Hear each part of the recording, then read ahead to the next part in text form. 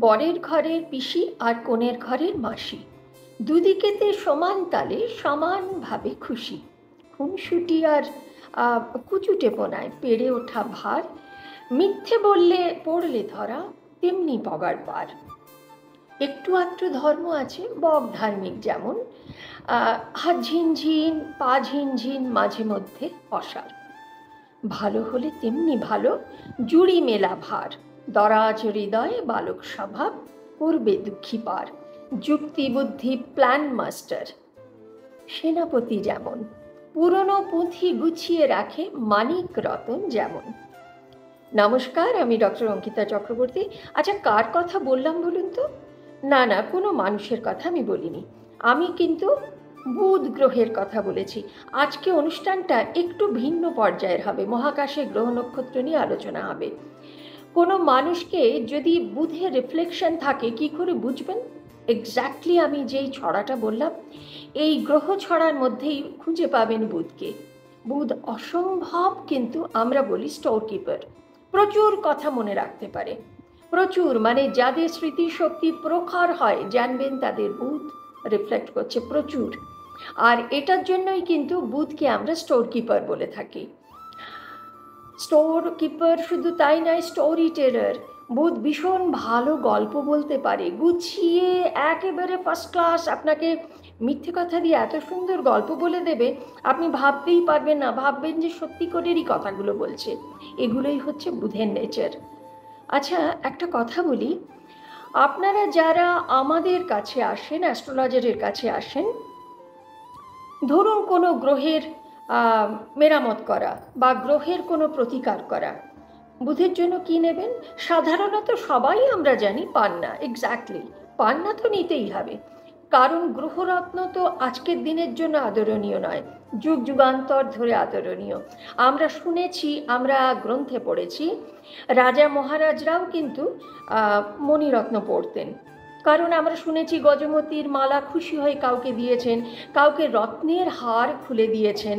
কাজেই গ্রহরত্নের আদর কিন্তু আজকের থেকে নয়, যুগ যুগ ধরে, হাজার হাজার বছর ধরে পরম আদরণীয়। আচ্ছা, ধরুন তো যাদের কাছে এত অর্থ নেই, একটা পান্না কিনতে গেলে আজকে বাজারে কিন্তু অনেকগুলো টাকা দাম, তাই না? যাদের কাছে এতগুলো টাকা নেই তারা কি করবে? আমি একটা টোটকা বলে দেব। চাল কুমড়ো জানেন তো? চাল কুমড়ো বাজারে পাওয়া যায়, বেশ বেশ এরকম একটা সাইজের চাল কুমড়ো নেবেন, বেশ একটু বড়, নিয়ে সেটাকে বাড়ির দরজার সামনে রাখবেন।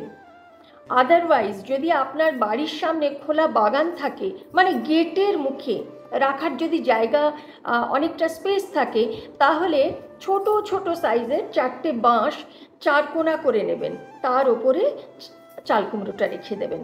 দেখবেন যদি আপনার বাড়ির ওপরে কোনো শত্রুর নজর পড়ে থাকে বা আপনার ক্ষতি হচ্ছে, পয়সা চলে যাচ্ছে, আপনি রাখতে পারছেন না, অসুস্থতা আসছে, তাহলে কিন্তু আপনি দেখবেন অটোমেটিক আপনার এই চাল কুমড়োটা শুকোতে শুরু করেছে। এটা কিন্তু একটা ভীষণ বিজ্ঞানযুক্ত মিলিয়ে, মানে বৈজ্ঞানিক ব্যাখ্যা দিলে এটা নিয়ে আরও অনেক কথা বলা যায়, কেন চাল কুমড়ো বলা হয়। দেখবেন চাল কুমড়ো কিন্তু বলিতেও আছে, সুতরাং এটার পেছনে কিন্তু একটা বৈজ্ঞানিক ব্যাখ্যা আছেই। আজকে ভিডিওটা অনেক বড় হয়ে যাবে বলে আমি আর এটার ব্যাখ্যা দিলাম না, নিশ্চয়ই এর পরের ভিডিওতে আমি দেবার চেষ্টা করব। আরেকটা কথা বলে রাখি, যেটা আমাদের মনুসংহিতাতেও পাওয়া গেছে বা বেদেও পাওয়া যায়, যে গ্রহ নক্ষত্রকে কিভাবে আপনি আপনার কবজায় আনবেন, সেটা কিন্তু ধ্যান। আপনি কি জানেন, আমাদের এটা অবশ্য খুব কমন কথা এখন হয়ে গেছে যে আমরা আমাদের সারা শরীরে সপ্ত চক্র আছে, এটার কথা বোধহয় সার্বজনীন, এখন এই কথাটা সবাই মোটামুটি কম বেশি জেনে গেছে। এই সপ্ত চক্রের একটা চক্রে কিন্তু বুধের বাস। সেটা কোথায় জানেন? অনাহত চক্র, এই হৃদয় বক্ষ, যেটা একবারও আহত হয়নি। তার মানে এই এই এই এই জায়গাটাতে কিন্তু একমাত্র বুধের বাস। এবার আপনাদের আমি বলে দেব যে এই বুধটাকে কি করে কন্ট্রোল করবেন। কোনো পয়সা খরচা করতে হবে না, কোথাও যেতে হবে না, আপনি নিজেই করতে পারবেন। সোজা হয়ে বসবেন, মেরুদণ্ডটাকে সোজা রেখে বসে আপনি শুধু আপনার কি চাইবেন বলুন তো। এই যে বলেছি হাত ঝিনঝিন, পা ঝিনঝিন, মাঝে মধ্যে আসার, গোটা নার্ভ সেকশনটাকে নিয়ে কিন্তু মার্কারি বসে আছে।